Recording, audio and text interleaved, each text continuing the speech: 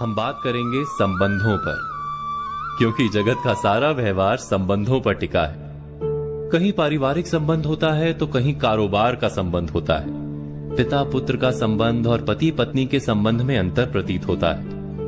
मित्रों के संबंध में और कारोबार के संबंध में भेद दिखाई देता है, और फिर भी सभी संबंधों में एक समानता है।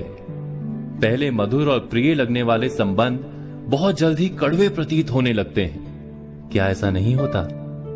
क्या हमारे अधिकतर संबंध बोझ नहीं बन जाते जीवन में? पर ऐसा होता क्यों है?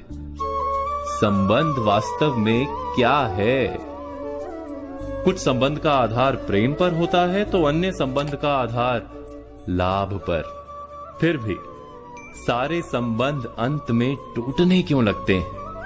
एक व्यक्ति जब दूसरे से बंध जाता है तो उसे बंधन कहते हैं, किंतु दो व्यक्ति जब एक दूसरे से बंधे होते हैं तो उसे संबंध कहते हैं। सम अर्थात समान, और बंध अर्थात बंधन।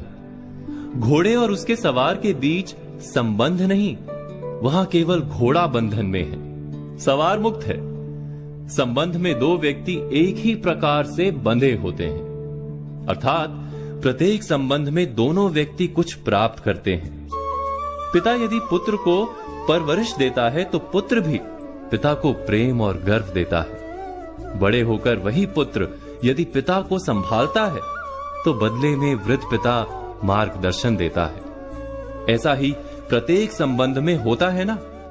आदान यानी प्राप्त करना और प्रदान यानी देना। ऐसे आदान प्रदान की असमानता दिखाई दे तो वो भ्रम है। वास्तव में जहां असमानता नहीं होती वहीं संबंध होता है, और संबंध में कड़वाहट का कारण भी उसी से समझ में आ जाता है। जब भी दो में से कोई एक व्यक्ति अपने प्रदान का महत्व अधिक मानने लगता है तो संबंध कच्चा हो जाता है। अपने सारे संबंधों को देखिए और परखिए।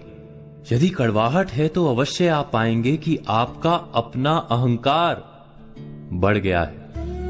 जब भी संबंध में किसी एक का अहंकार बढ़ जाता है तो वो संबंध दूसरे के लिए बोझ बन जाता है।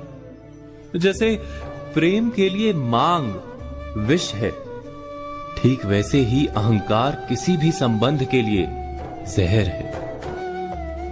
आशा करता हूं कि हमारा ये विषय आपके जीवन में कुछ अर्थ भरे।